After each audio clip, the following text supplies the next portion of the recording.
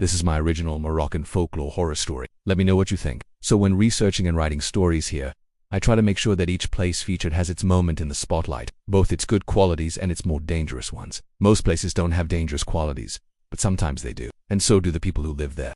I'm here, and today we are taking a journey up north to Now this episode will be mostly in English because most of the research for this story was done in English, so I hope that's okay with you guys. Chefchaouen is a beautiful town and is also known as the Blue Pearl. It's known for its stunning blue buildings, whitewashed walls, winding alleyways, vibrant markets, breathtaking views of the Rif Mountains, and a rich cultural heritage. It is located in the Rif Mountains and offers visitors a unique experience away from the hustle and bustle of Marrakesh and Fes. Chefchaouen boasts a relaxed atmosphere, stunning natural surroundings, delicious food, and a vibrant art scene. While Chefchaouen is known for its beauty and laid-back atmosphere, some say it also holds a dark secret beneath its picturesque streets. This secret is whispered in hushed tones by the locals, passed down through generations as a chilling tale that serves as a warning to those who dare to listen. It is a story of an ancient olive tree that stands as a silent witness to a tragic past. The locals call it Zatouna Bakia, which translates to the weeping olive tree. They say it cries at night, not from the wind, but from something far older and far deeper. Let's meet our protagonist. Youssef, a 32-year-old schoolteacher from Fes, had always been skeptical of folklore. His job had recently moved him to Chefchaouen, where the mountains whispered old songs and blue walls seemed to absorb secrets. He rented a small house just outside the Medina, near the edge of an abandoned olive grove. The townspeople often warned him not to wander near the grove at night, especially not near the old tree that stood like a watchman among its dead cousins. "It drinks sorrow," said an old woman selling olives in the market. "It remembers too much." Youssef smiled politely. He did not believe in such things. Until the crying began. The first time he heard it was just past midnight. A low, haunting sobbing, like a woman mourning into her sleeves. He looked out the window. Nothing. Just the olive tree.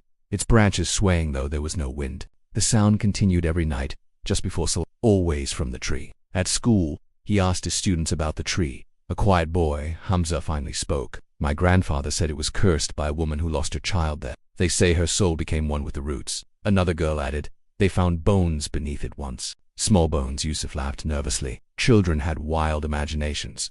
But the weeping was real. So he asked the sheikh at the local mosque. The old man sighed heavily and led Youssef outside. That land once belonged to a widow. Her husband died during the famine, and her only child disappeared. People suspected she sold the boy to a wandering marabout for baraka, but no one could prove it. Then she vanished. The tree grew where she was last seen, and it has not stopped crying since. Youssef felt a chill in his bones. Unable to ignore the sound, Youssef decided to dig beneath the tree. He brought a flashlight, a small shovel, and enough doubt to convince himself it was just a legend. The ground was stubborn, as if it didn't want to give anything up. Roots tangled like old fingers. But then, a hollow thud. He uncovered a small, rusted bracelet, etched with Amazigh symbols. The soil around it smelled sweet and foul, like decayed flowers. And as he reached for it, this is the perfect time to mention that I am also an aspiring novelist and screenwriter, and that I sell my work on a platform. You can find the beginnings of novels and screenplays that will hopefully one day see publication, as well as finished pieces. You can even request a short story written on a topic of your choice. So if you're interested, click the link in the description below. Anyway, the ground shook. The tree violently shook the air. Around Youssef, though, the air remained still. The crying turned into a wail, deep and inhuman. He ran. He didn't stop until he reached the mosque.